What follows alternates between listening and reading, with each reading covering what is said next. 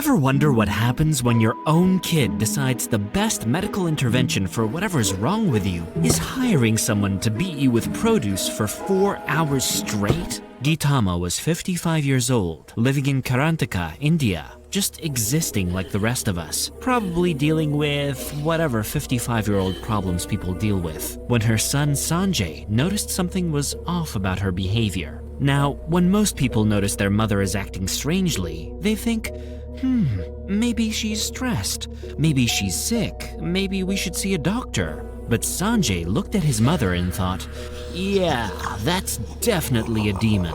So he did what any concerned son would do and called up Asha, a woman who claimed she could perform rituals to drive away evil spirits, which is just a nice way of saying she convinced people she had a direct line to the supernatural and could negotiate with it on your behalf. Asha showed up with her husband Santosh, and they got to work on what they genuinely believed was helping Geetamma.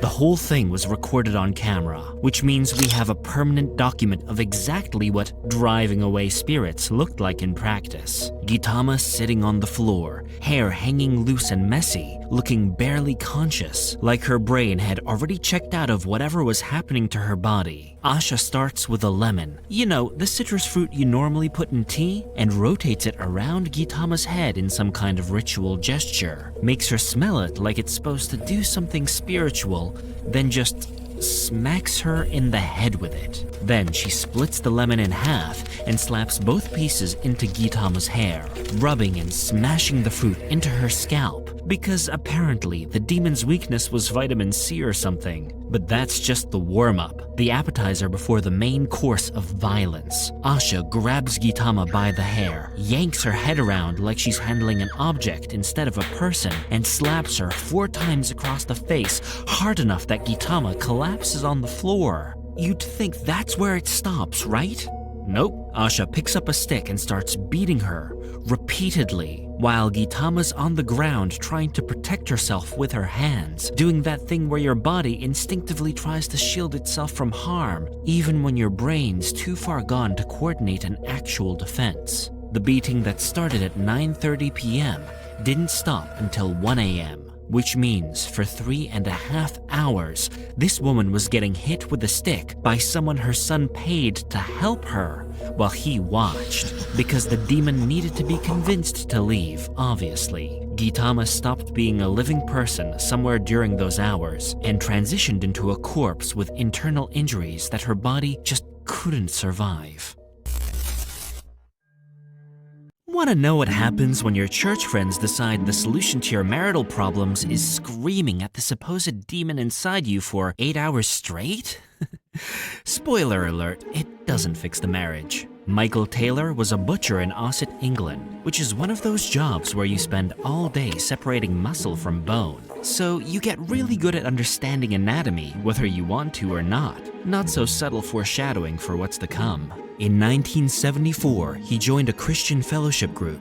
You know, one of those community church things where people sit in circles and talk about their feelings and Jesus. Pretty harmless, usually. Except Michael started getting a little too friendly with Marie Robinson, the lay leader, which is just a fancy way of saying she ran the group but wasn't officially a priest or anything. His wife Christine noticed and told the group, "Hey, my husband's relationship with Marie seems a bit carnal," which is church speak for they want to do adult stuff with each other. Michael admitted he felt something evil inside him, so the group, in their infinite wisdom, told him to work it out with Marie.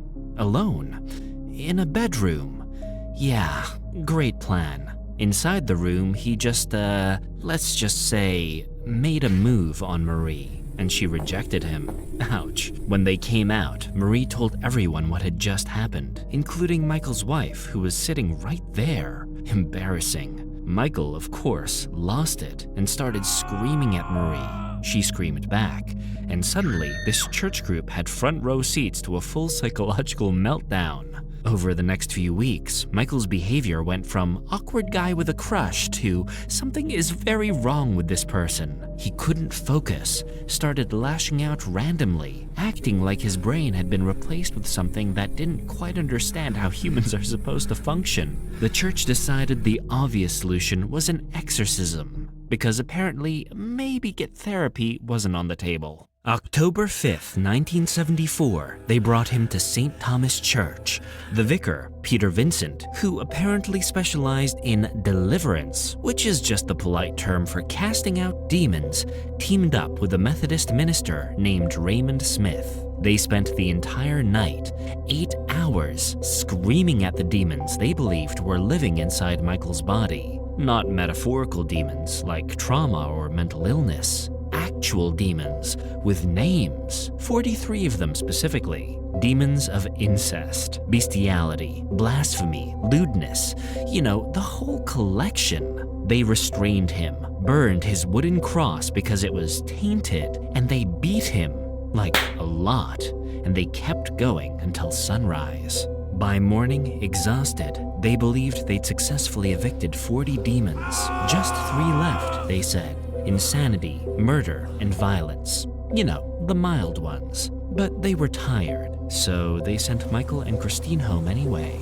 Hours later, Michael, driven insane by what had happened to him, attacked his wife and tore her eyes out of her skull before ripping her tongue out and nearly separated her face from her head, all with his bare hands. Yeah. Then he strangled their poodle because apparently whatever was happening wasn't finished yet. A police officer found him naked in the street, covered in what used to be inside Christine, just standing there like he'd completed a task. At trial, Michael said the exorcism failed. They were too late, he told the investigators. The court agreed he was insane. He got sent to Broadmoor Hospital, did 4 years total between psychiatric facilities, then got released back into society.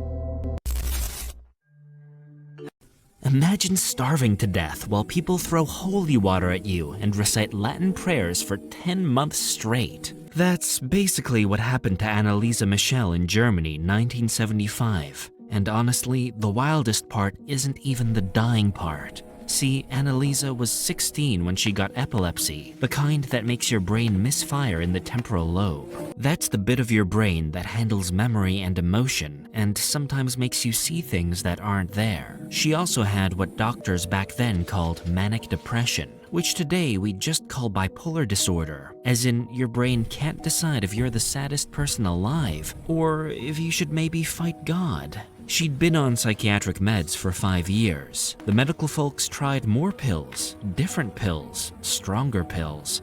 They weren't working. So naturally, the next logical step was performing exorcisms. At this point, Annalisa started seeing demonic faces, hearing voices telling her that she was damned, and she couldn't even look at crucifixes anymore without feeling like the ground was on fire. Her mom claimed she saw the stigmata on her daughter, which are scars appearing on a person's body in locations matching Jesus Christ's crucifixion wounds. A priest visited and concluded, well, she doesn't look like an epileptic to me, that's not how epilepsy works, but okay, Father. 2 priests eventually got permission from the local bishop to perform a proper old-school exorcism, the kind that requires episcopal approval. That just means a bishop has to sign off on it, and they went at it. 1 to 2 sessions a week, up to 4 hours each. They recorded the whole thing, by the way. On the tapes, you can apparently hear what they claimed were 6 demons: Lucifer, Cain, Judas, Nero, Hitler, and some nasty priest named Fleischmann. Quite the reunion tour.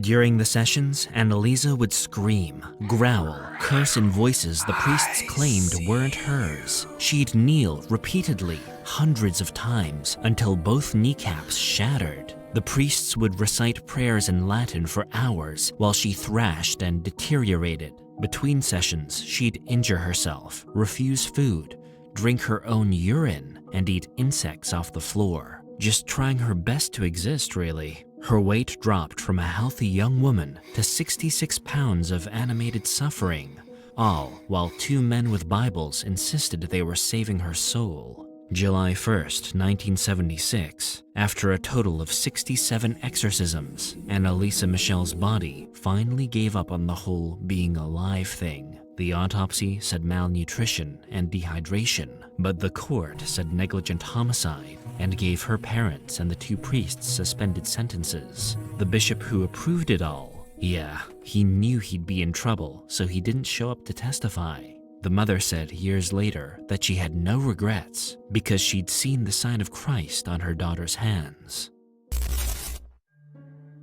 Ever try blaming someone else for your mistakes? Like, my dog ate my homework, or traffic made me late, or a demon forced me to stab my landlord 11 times. February 16th, 1981, Brookfield, Connecticut. Arn Chean Johnson, 19 years old, calls in sick to work and meets his girlfriend Debbie at the dog kennel where she's employed. Their landlord, Alan Bono, buys everyone lunch at a bar and drinks enough alcohol to make his decision-making skills questionable. Bono, now chemically enhanced with liquid courage, grabs Debbie's 9-year-old cousin Mary and refuses to let go. Just holding a child, because that's definitely normal drunk behavior. Johnson tells him to release her, but Bono declines.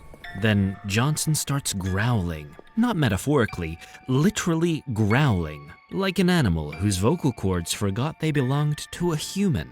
He pulls out a 5-inch pocket knife and stabs Bono 4 or 5 times, depending on who's counting. Mostly chest wounds, one cut stretching from stomach to heart, which is just anatomically impressive if you ignore the whole, murder aspect. Bono transitions from landlord to corpse several hours later. It was the first unlawful killing in Brookfield's history. Congrats on that milestone. The police are called, and they find Johnson 2 miles away. When they arrest him, he says he needs help because he has a drinking problem. When they inform him Bono died, Johnson goes incoherent and then falls asleep for 20 minutes because apparently that's how you process becoming a murderer, with a nap.